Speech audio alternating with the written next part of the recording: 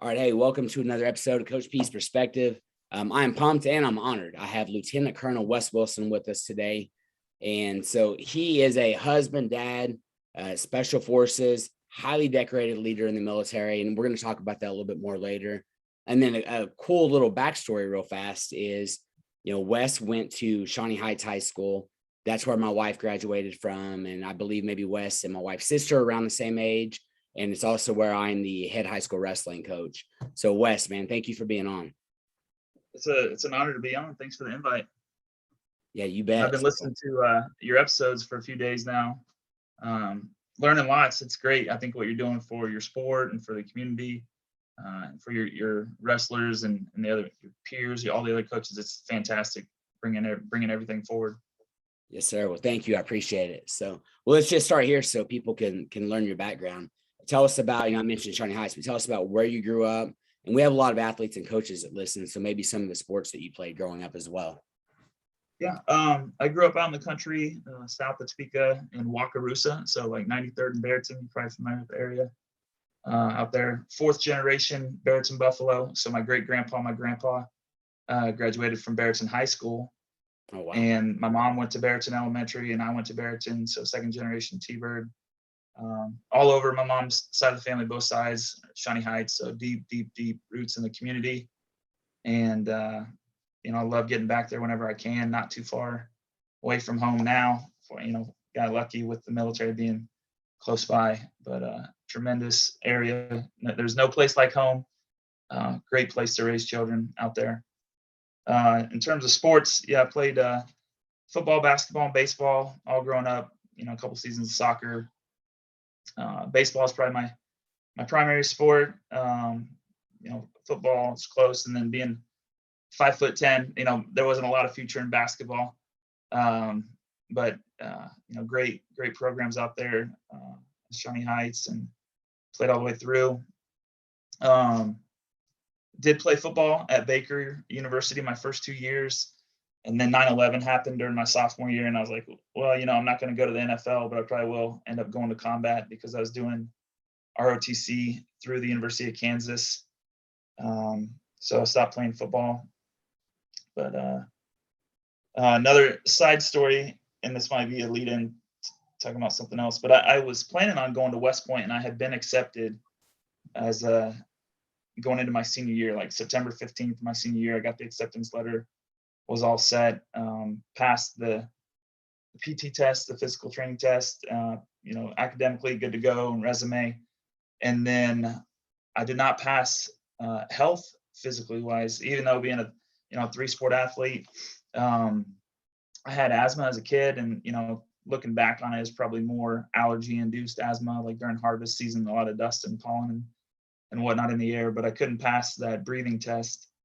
And so they rescinded the acceptance in December of my senior year, and I was kind of scrambling. I went to Coach Crossan, who you know well, and I was like, "Hey, Coach, anyone interested in me for football or anything?" He's like, "Yeah." I told him all, you're going to West Point. You weren't interested. I was like, "Oh, well, the next one that says anything, let me know," because that fell through.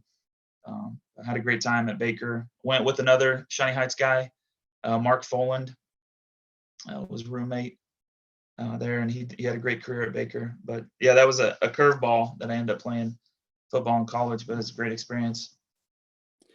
Yeah, and Coach Crossan was my assistant for a number of years and just retired last year, and he's a great football coach as well. Still coaching at Washburn University. So yeah, that's very cool. I'm glad you got to go play football this couple of years. West Point is extremely difficult to get into, so that speaks highly of your academics and character and those type of things. So let's use that to lead right in. Where did the interest in the military come from? Did you come from a military family? Do you have other family members? Where did all that come from?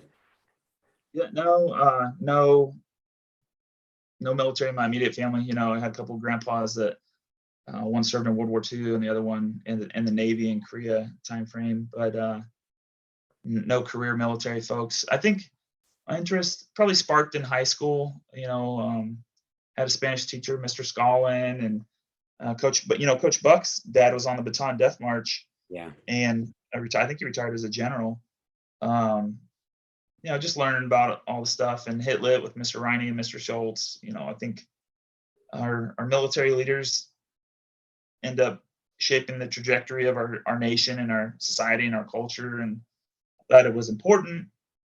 I guess going into college, I hit on all the stuff, but I didn't accept Christ until I was April 8th, 2000. So late spring, my senior year. And but in terms of wanting to go to West Point, prior to that, or going to the military, I didn't want to burden my folks with college, and I didn't have the money, to pay for my college. So that was part of it. Obviously service to the nation. I had wanted to go in as a chaplain, and then 9/11 kind of changed my trajectory on that. I was a religion and sociology undergrad. I was only going to do religion, but ROTC, I guess maybe with separation of church and state, they don't let you just do your undergrad in religion, and they kind of recruit chaplains straight out of seminary. So, but not at the undergraduate level. So I just added sociology as like a second. Yeah, but then after 9/11 happened, I was like, if our country's going to be at war, I got to be there at the front. I got to do more than just, serve. And I never really thought I would do 20 years. I thought I'd do my commitment, or, stay until the war was over or whatever. And then it drug on and on and on. And so I was able to get a lot of rotations over there. But it's, kind of like, if you're going to do something, do it all out. And I didn't want to. Fortunately, I assessed as an infantry officer, and then went special forces as a captain, because you can't go straight in as a second lieutenant into special forces. But if I'm going to be in the Army, I want to be a soldier. I don't want to. I didn't want to be, second, third echelon. I want to be right at the front, doing what you think of when you think of the Army. Yeah, it's, you mentioned 9/11, and I think most of us, that were teenagers to adults, I can remember. I mean, I still remember getting up to get ready for school that morning, and like seeing it on TV, and like for a minute, like, is this a movie? Like, what is going on? It felt so surreal. And then I remember going to my wrestling team's workout, and it was in the preseason for us. We weren't competing yet, and I remember going in to lift weights, and one of the athletes just being like, and this wasn't a guy who was necessarily a Christ follower at the time, and he just said, "Hey, can we pray?" He's like, Chad, would you pray for us? And so, like, all right. So remember, we prayed, and then we had a great workout. And like, that was one of the first times it truly hit me as an athlete. Like, man, whenever you are focused in practice or working out or whatever, the rest of the world disappears for a little bit.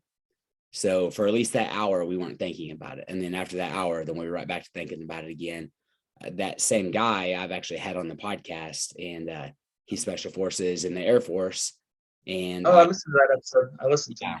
So Jordan Nichols, buddy Jordan, and who's a phenomenal wrestler, but he ended up going and being a college coach, and then going to the military, in the special forces. But I think that day was a day that kind of started to spark that, or planted that seed in his mind as well. I think I want to go serve because of this, which is honorable, and it's pretty cool that this has become a full life career for him as well. So let's just kind of go there. Tell me about your military career. I mean, how that got started. Why did you choose the Army to begin with? I think as a Kansan, Big Red One is something everyone's aware of and thinks about and is proud of, having the Big Red One in our state. My other grandpa was in the Navy, and he didn't enjoy that experience, so kind of shied away from that. Air Force was something I was interested in a little bit, but I think just the way God made me, I was an Army guy on the ground is where I'm comfortable. Yeah. In terms of, the trajectory and path, I'll tell you something I learned at a youth group meeting when I was a junior in high school, and I was not a believer yet, but the youth pastor told me about, life is like a sine wave, just steady flight. There's highs and lows. And I think when you factor in God, and I forget all my, trigonometry stuff from back in high school, I haven't had to use it, but if you do a factor +1, then it's kind of a rise over run. It slopes up. And so, the next low is not as low as the previous one, and the next high is a little bit higher. And so that was something that resonated with me. And then, I'll get into some highs and lows in the Army. So high, assessed well as a cadet coming out, got my number one branch choice and everything. But as an infantry officer, you're expected to be Ranger qualified before you get to your unit. And I went to Ranger school and I couldn't get a go. I could not pass patrols. I appeared well. I didn't have a lot of, negative spot reports. Like I just couldn't get a go. And had I gone to a light infantry unit like the 82nd Airborne or 101st Air Assault, like that would have been a big deal, and it probably would have been a career killer. Or they'd have sent me back, and I would eventually got through. But I went to Fort Riley, Kansas, a mechanized unit, and it wasn't a big deal. But it did put a chip on my shoulder. I had more to prove. Not having that piece of cloth on my shoulder, it was evident. So it put me at the bottom of the deck, but I had to work that much harder. And so that was a setback at the time, but in hindsight, maybe I would have thought I had arrived or wouldn't have worked as hard had I come out with Ranger school. So, turn lemons into lemonade. I think, you just got to work through the setbacks, and it hasn't, hindered my career at all, thank goodness. But I have always felt like I got a chip on my shoulder, to work past that, work through that. Yeah. So as you mentioned the word progression, as you progress in the military, tell me a little bit about that. I mean, did you just kind of go with the flow? Like, here's what I'm doing next. Or did you say like, hey, here are the things I want to do and begin to work toward those to try to move up in rank and try to move into different unit things that you wanted to do? Yeah. So I definitely knew I wanted to go special forces. And so as soon as I was eligible to do that, I put in the packet, got accepted, and went and did the pipeline and went, straight through, thank goodness. And then, so before I had even graduated, I got information on, hey, what's the next unit that's going to deploy? And so I went to that company headquarters and talked to the major that was there, that was in charge of that company, and was like, hey, I want to come to this company. I want to go to Afghanistan with your unit. So you got to be proactive. Whatever the next goal you have is in front of you, whatever the next target, whatever the next opponent, it's like scouting. You gotta scout out your life. You gotta set all the benchmarks in place and make it happen. So I did that, and I got the company that I wanted, and we went to Afghanistan, and we got the hottest fire base, where the most conflict was going to be, and it was a tough deployment. We lost 2 guys, and we had several guys injured, able to make full recoveries. But it's just, if there's, as a special forces guy, as any service member, you should always think, hey, there's a sound of gunfire. I want to run towards it. I want to lead. I need to take out the enemy, eliminate the threat. That was my mindset. And then, academically, professionally, whatever, when I went to the Command and General Staff College as a major, I wanted to, make the commandant's list, and that was a sacrifice. A lot of guys use that year stateside, not deploying, not in charge of anyone else but yourself, to take a knee and recharge the batteries. Or, I'm blessed. My wife is loving and caring and understanding. My kids were young, and hopefully they'll forgive me. But, on the other hand, I thought, hey, this is my year for academics. The Army wouldn't send me here for a year and not get any work out of me if they didn't think it was important. So I want to go learn everything I can, and I owe it to my future subordinates, my peers, my future bosses, to come back as well educated as possible and get as much out of that year.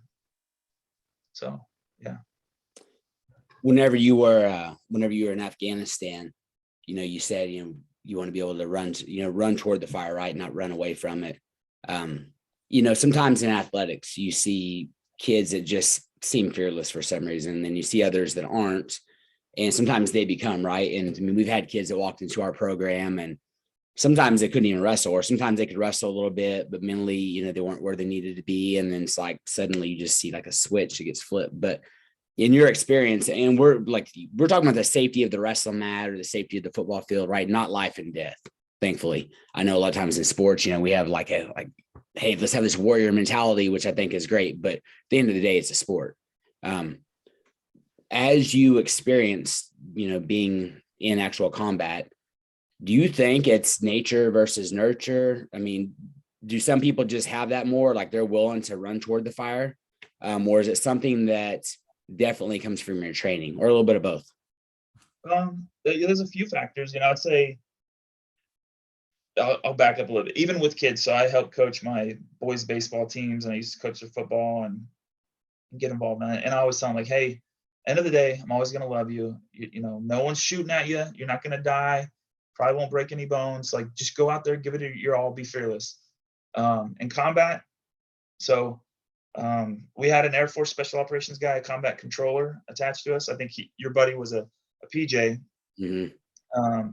but same community.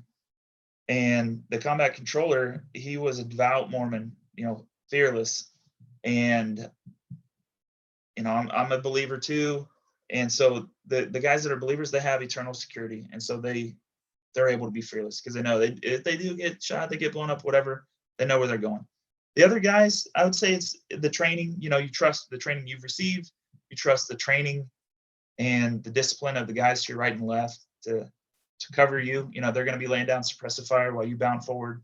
They're going to be, they're going to do what they're supposed to do.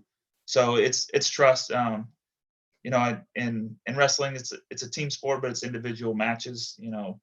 But I would say maybe a parallel to football, like you got to block the guy in front of you. You got to run that gap that you're assigned. You got to do whatever. So just trust the people to your right and left, and from training. So hard practices, practice like you're going to fight. And practice is always harder. It should be harder than your hardest match. We've had training that is insanely difficult and hard, and the standards are high. And I would say Ranger School and the Q course pipeline is harder. An average day of training is harder than 99% of the days in combat. And I would imagine that's probably the same for the wrestling room. Like, you're going at it for hours and hours on end, but your matches are 9 minutes, max. Yeah. So you just got to train hard and be ready for what's in front of you. Yeah, absolutely. So real fast, whenever you guys are over there and you're in combat, what's your day-to-day look like? You're in Afghanistan. What's a kind of a day-to-day?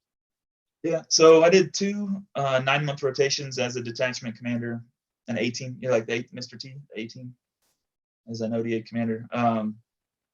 So it's intelligence drives operations, and then you got to refit afterwards. So about the fastest you can do is a 3-day cycle. You'll do a prep day, create the order, brief your team, go through rehearsals, and then as special forces, we're training partners. That's our primary mission, is a combat multiplier. You're trying to get someone else. You're a 12-man team, and you're trying to get the indigenous forces to go with you. And so like a teacher or a coach, or like the teachers or coaches of the Army. So then you got to train, you got to tell them what the mission is. You got to get them trained up and prepared as well. And then you have your execution day or days or weeks or however long that mission takes. And then at the end, you come back and you got to, replace all the tires because they probably got shot out. You got to refit the ammo cans and, restock all your ammo and reload the grenade launchers and the belt-fed machine guns and clean your weapons out because it's dusty. You got to restock your meals and water. You got to prep everything. You got to charge batteries for your radios. You got to replace the batteries for your night vision and your optics and your lasers. So that's pretty much the cycle. But that's a cycle. We did a few 3-day cycles. Usually prep takes a couple days. The mission will take 2 to 5 days, and the refit will take a couple days, and you might be waiting on a helicopter or a aircraft to drop stuff off. And you want to get out on as many missions as possible and keep your enemy on their heels. Probably like wrestling, you want to be the aggressor. Don't sit back and let them attack you first. So there's a lot of parallels.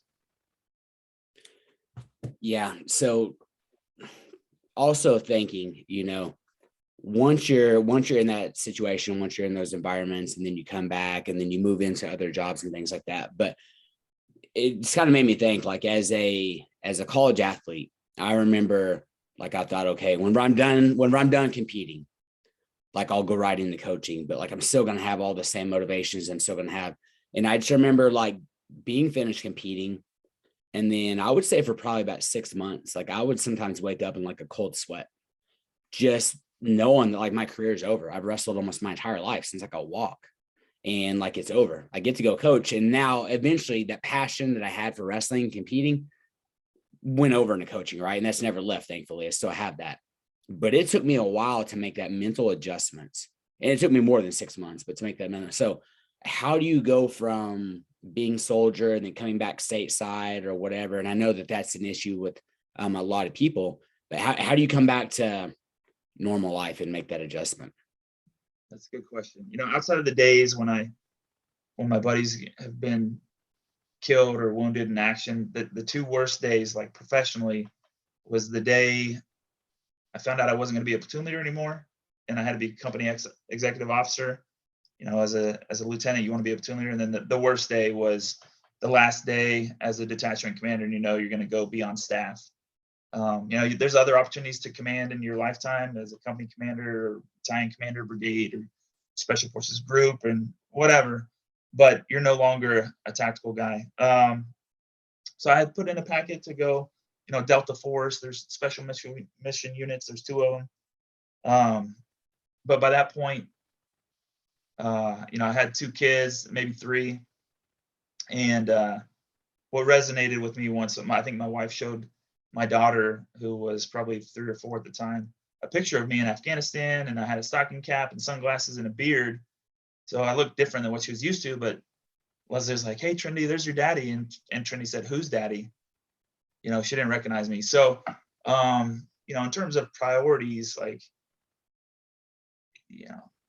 that my time came up. You just got to deal with it. But then it's time to focus on being a husband and a father. Being a better son. Because when you're responsible for people's lives, that needs to take priority, honestly, over almost everything else. I still read my Bible every day, but next to that, keeping my guy, defeating the enemy is your mission. Defeating the enemy, and then trying to protect your guys.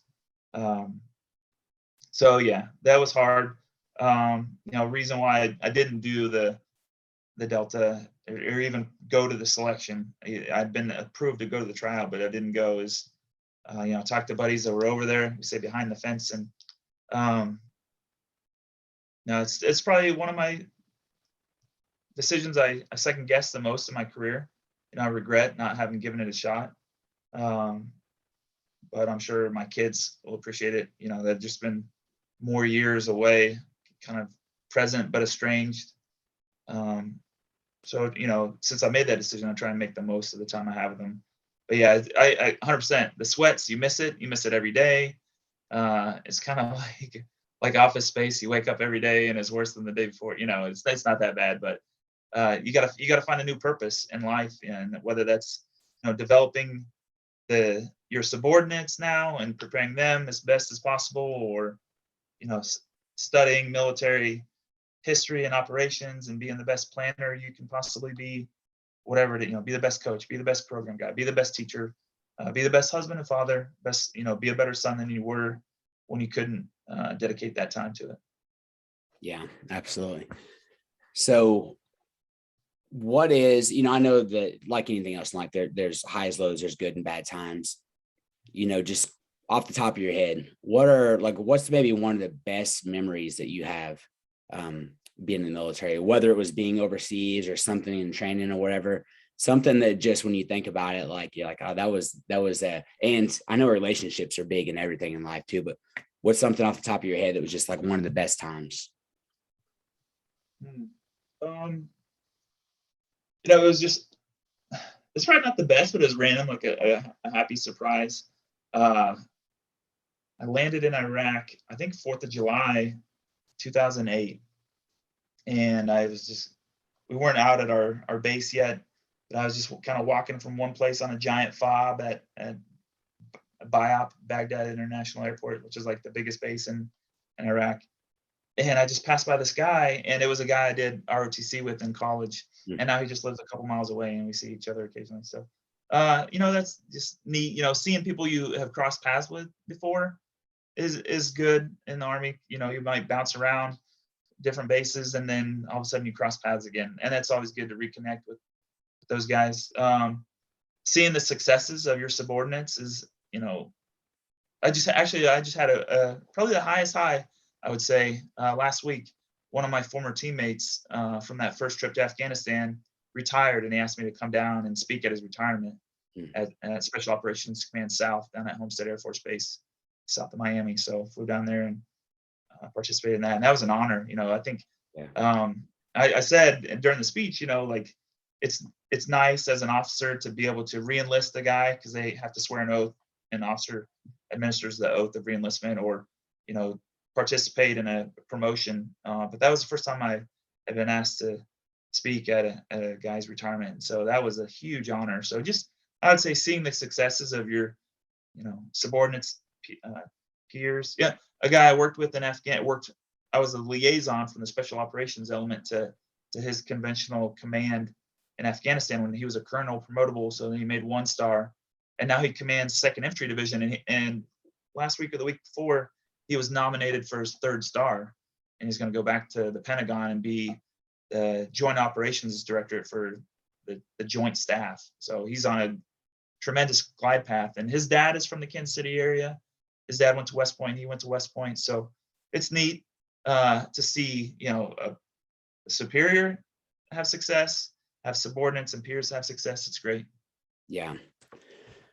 All right. So, between your athletic career, time, being on the ground, time, in leadership positions and roles, and then you also help coach, currently, you help coach, and then being a dad as well. All those are leadership roles. What are some of the leadership principles that you've learned along the way that you try to implement with your subordinates or implement with your own children or your own athletes? What are some of the things that, because if I look at the big picture, man, the military leadership structures are incredible. And what are some of the things that, but I mean, not just from military either, though, also your athletic days, but what are some of the leadership principles that you've taken that you are able to apply kind of across the board to various areas? I would say, number one is copy success. So if you see someone else having success, reach out to them, see what they're doing, and then copy it. That's, they say the number one form of flattery is copying or mimicry. And that's just an easy answer. So, and then you try and translate that or make parallels to your profession. And a lot of things do translate if you just make minor tweaks.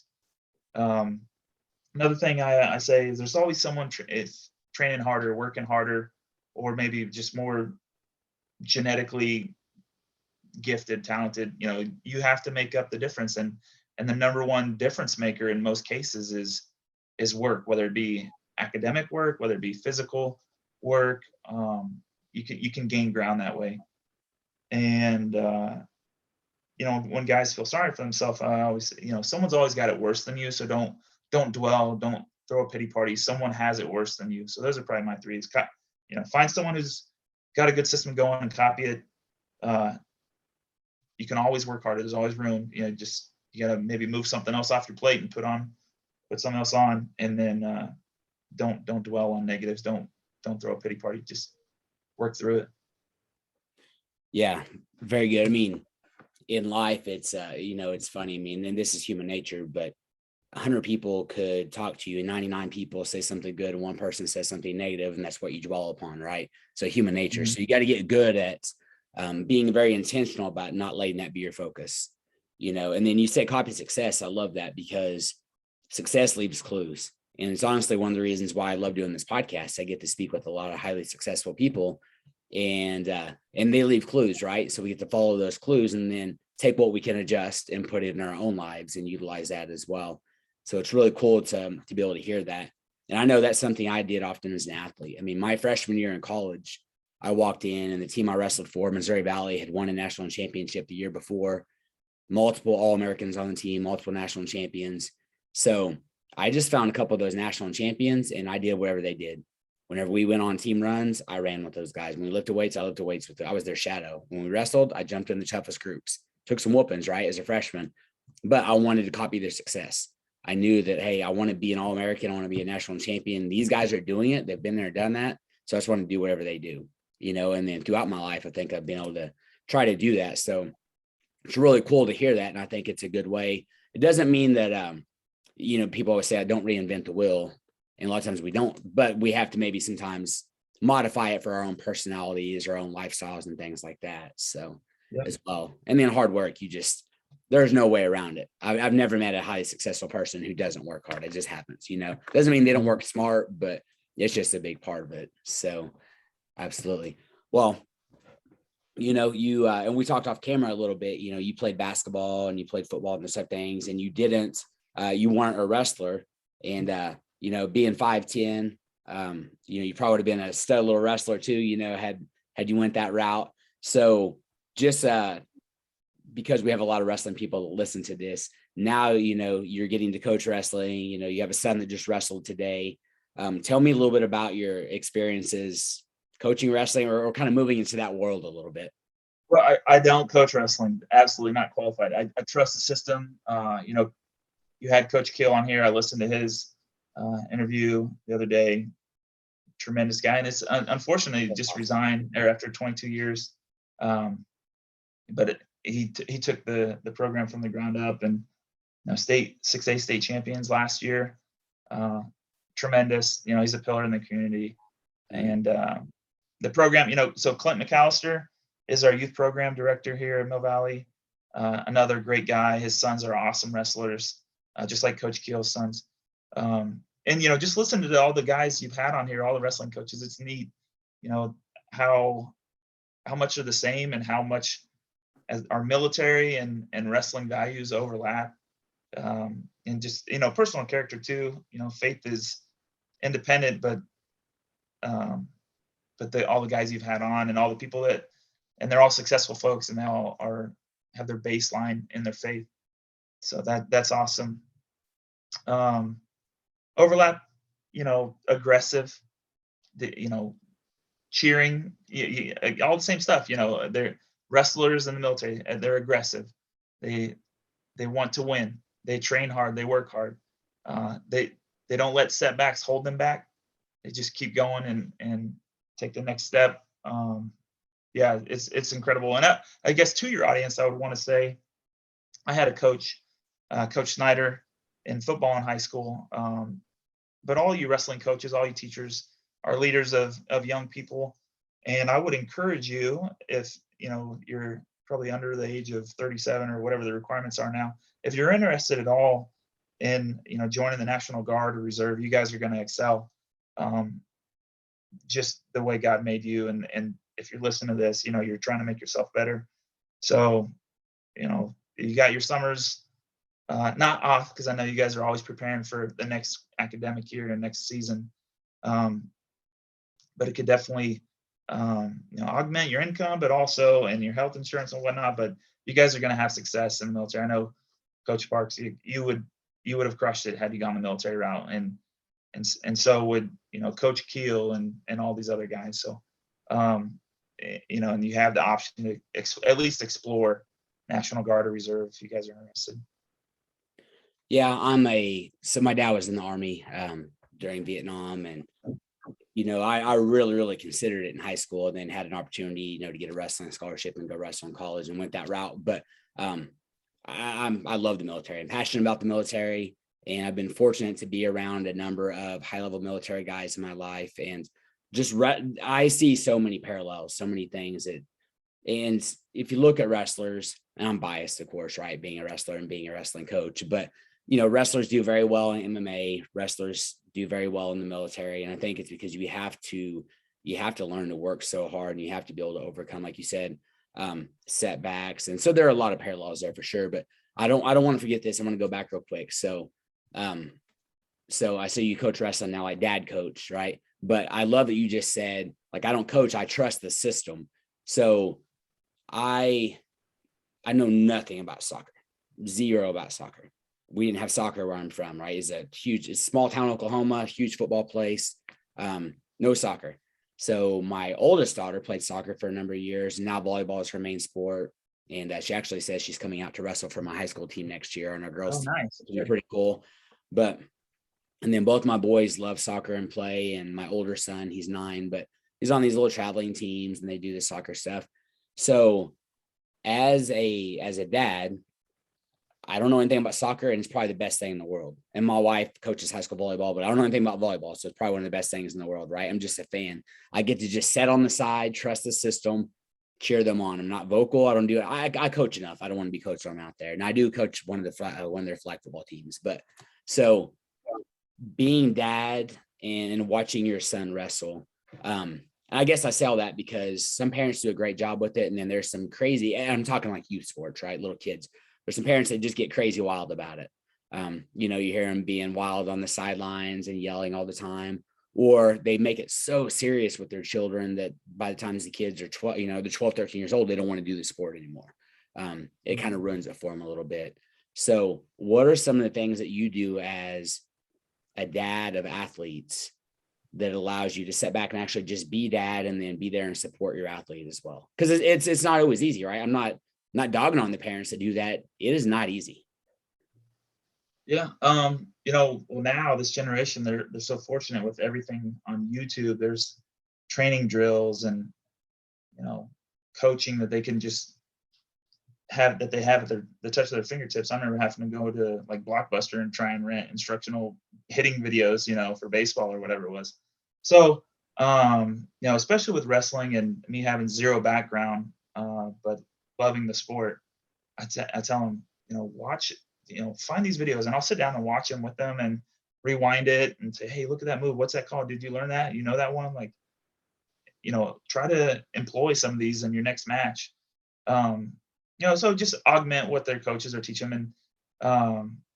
And I trust the system fully.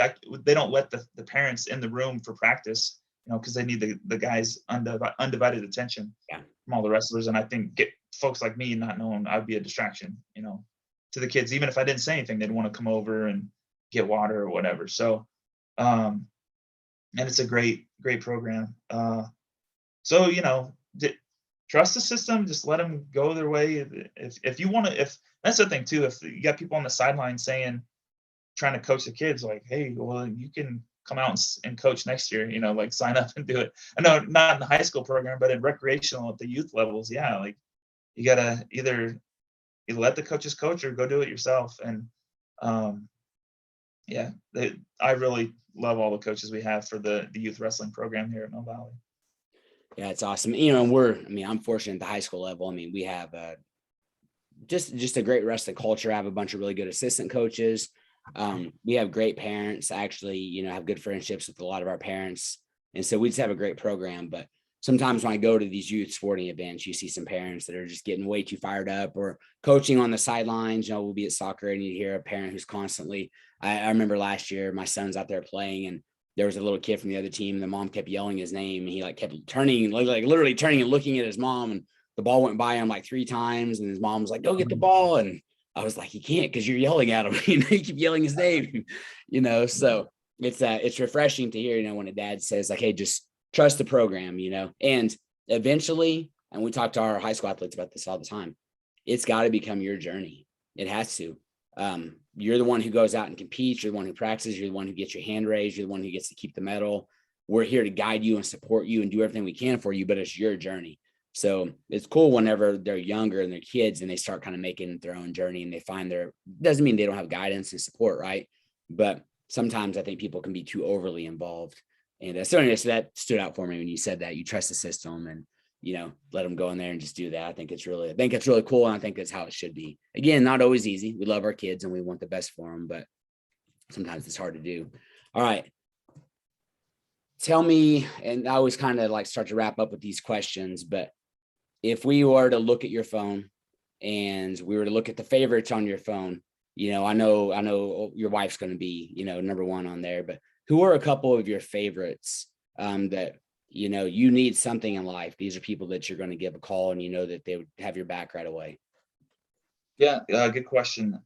So I told you I got deep roots in the community out there in the Shawnee Heights area in Barreton. My closest four buddies all the way, elementary school through high school, all Barreton guys. So my brother-in-law, Eric Torres, Dustin Denton, Eric Schrader, Travis Alexander, those are my crew. And we, what the big reconnection was during COVID quarantine, actually, we set up like a WhatsApp, and now we're on Signal, and we chat every day. I got another good buddy who you might know from Topeka, Andy Vogel. He's Yes. Young Life Life, yeah. right there. Yeah, he was a groomsman in my wedding. I was a groomsman in his wedding. We text back and forth a lot the last couple weeks. um, but I've stayed in touch, and um, we had dinner with him the night before our daughter was born, and we were kind of going back and forth on names, and he threw out Trinity, and we used it. So Mm. yeah, it just I I guess, and you bring on old friends from childhood a lot, but that's the people you got the deepest connection with, the longest amount of time. You trusted them. You kind of help raise each other. Make all the decisions and shape where you go and they go in their lives. So those are the folks. Yeah, that's crazy. I know we have a lot of connections out there, and it's funny whenever you start to talk to somebody, like the different connections that we actually have. I had a guy on, Bob Bodine, who's a couple-time best-selling author and one of my absolute favorite authors and speakers, and he's just amazing. But he talks a lot about your who, and these are people in your life that are your go-tos, right? Just like your buddies you were talking about. But how people say there's like 6 degrees of separation or whatever, but a lot of times it's actually much closer than that. And so he and we did an hour-long conversation, and we stopped recording, and he just sits on and mentors me for 30, 45 more minutes, which was incredible. But in the midst of that, it comes up that I coach Tanner Gardner, and Tanner is a close friend of his now. Like, Oh, they've cool. become really tight. Like, what in the world? Like, what are the odds of that? This guy's like down in Texas, and here he is, this big time author who's like gets brought in by the top corporations in the world to speak. And we both knew Tanner and had no idea we both knew Tanner. I had no idea that Andy Vogel, and Andy is one of the best people that I've ever met in my life. Yeah, Just a great great guy. guy. Yeah, he was actually very instrumental in me, becoming a Christian. He was a year behind me in school and went to Care Paravel, but I got tied in with that Topeka Bible Church youth group, and he and I just hit it off.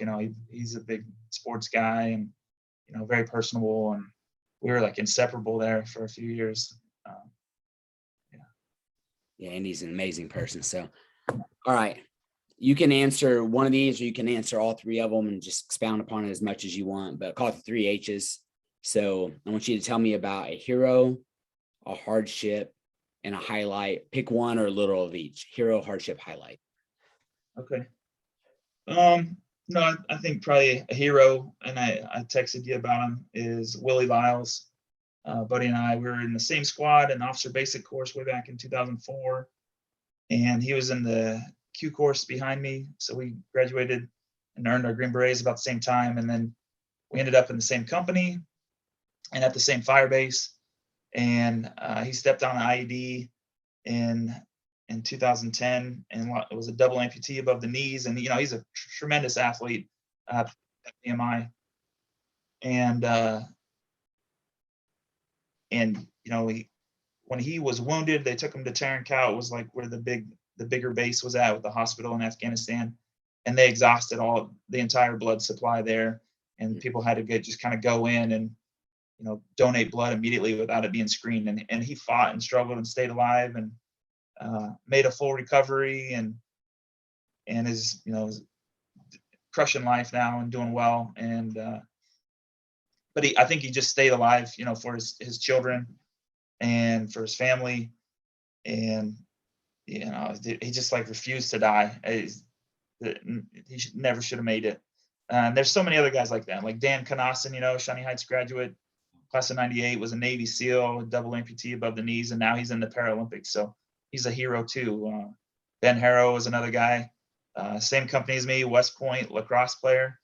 And then the next trip to Afghanistan, steps on IED, double amputee above the knee. And these guys never should have made it, but they just refuse to die because they're fighters.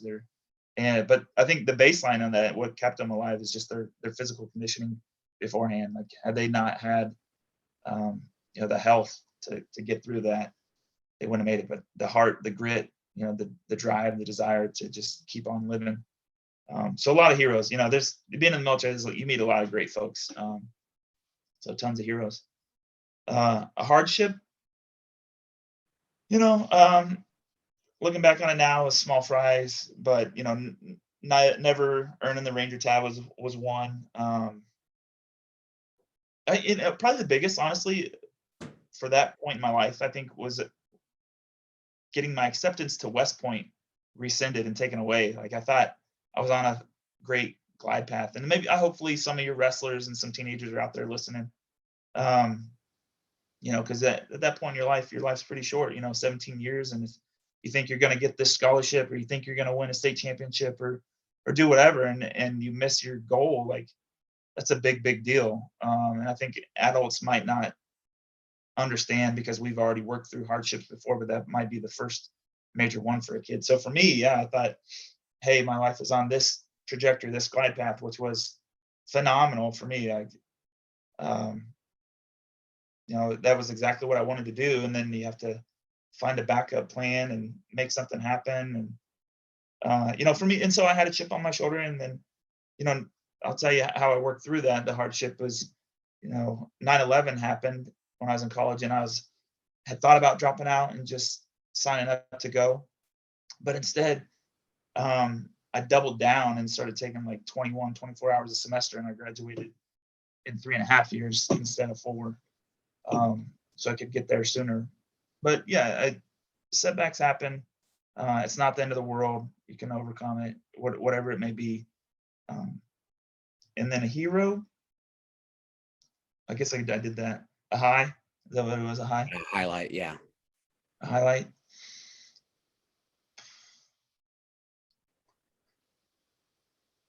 I don't know. To be determined, I guess. Making lieutenant colonel, that's kind of the last big hurdle before you hit 20 years. I was honored to make lieutenant colonel, and humbled, and I feel bad for the folks that don't get it. That's kind of like the first, like, big promotion. Like, most guys make second lieutenant to first lieutenant to captain, captain to major. 97%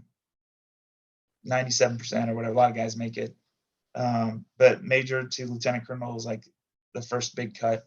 So I'm grateful to have made it, and obviously couldn't have done it without great mentors in the military, great peers that I learned from, and then great subordinates propping me up, the whole way. So. Yeah. It's, first off, you're very humble, so it's sometimes it's hard for people to talk about some of the things that they have done. And so, I asked you, I said, hey, and I do this with a lot of my guests, and I don't give any of you guys my questions ahead of time. Like, I want this to be off the dome, right? And but say, hey, send me some of your credentials, just so when I do an introduction and looking at your credentials, it's amazing. I mean, some of the things that you've done in your life and done in the military is amazing. So you're super humble. For everyone listening, Wes is like super humble. He's done a ton in his career, which is really cool. And then second, man, I want to say thank you for, all your time spent serving this country, all your time spent in the military, serving this country. I know that you are, being in the Shawnee Heights community, you're a legend over here in our community. And I know that we're extremely grateful, but nationwide, people got to be grateful for all that you've done, and all that, the people in our military are out there doing right now. So I want to tell you that personally. I'm thankful and I'm grateful, and I think it's pretty awesome. Oh, my pleasure. Yeah, love it. Thanks for having me on. It's funny you say I'm a legend. I think you're the legend in the Shawnee Heights community. Everything you're doing there. I can't open Facebook without seeing all the great stuff. You're touching so many lives. Like, that's cool, because your legacy is going to live on. And even just with this, like, this is something your kids, your grandkids, your great grandkids are going to go back and be able to get lessons from you, and all the smart people, successful people you're having on your show. It's neat. And I'll get with you offline, but I'm curious to see, like, what's next for you. What are your goals? But you're doing good stuff, and thanks for having me on. It's been awesome.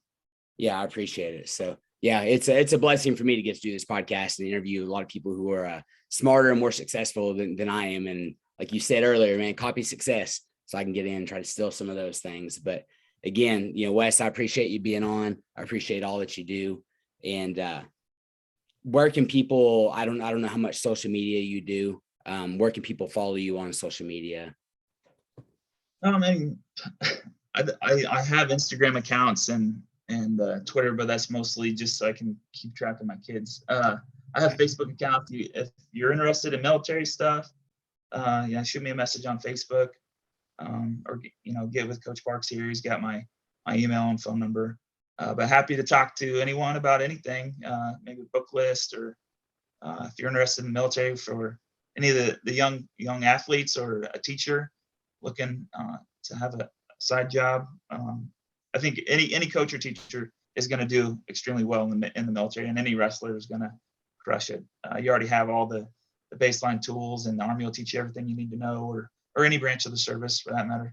I can put you in contact with friends in other branches of the service, but yeah, happy to help if anyone's interested. Awesome. And I can't let you go because you just brought it up real quick. So last thing, book list. All right. So I'm a book nerd. Give me one or two books that like just have impacted you that you love, that you suggest or give out or whatever. Yeah. So Thinking Fast and Slow is a good one. It talks about system 1 and system 2 thinking. It's written by some psychologist. Won a lot of awards. Reading one now by a former FBI agent from Kansas City. I forget what it's called, but I'll shoot it to you.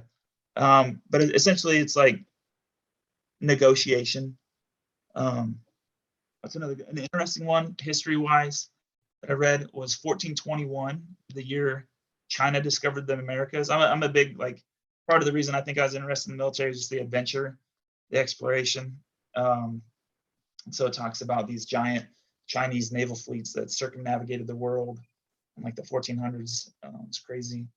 I listened to a podcast recently called The History of China. Super, super long, but the era that interested me the most was the Mongol conquest in the 1200s, reaching all the way to Europe, by horseback. That had been so neat. I'll have to shoot you the list. A few of the schools that I've gone to in the Army have had extensive reading lists. And so I've read a lot of books. But yeah, a lot of them will have parallels and some nuggets that you could probably take out. I think Nassim Taleb is a good one, like Black Swan, and some of his other. He's a very intelligent guy. He's written several books. Those are interesting as well. A lot of mine are probably geopolitics, but some leadership ones that'll definitely translate to teaching and coaching. Yeah, well, immediately Thinking Fast and Slow. I've never read that book, so I wrote it down so that I can pick it up. And then that'd be good. I think you might like that for your wrestling mindset.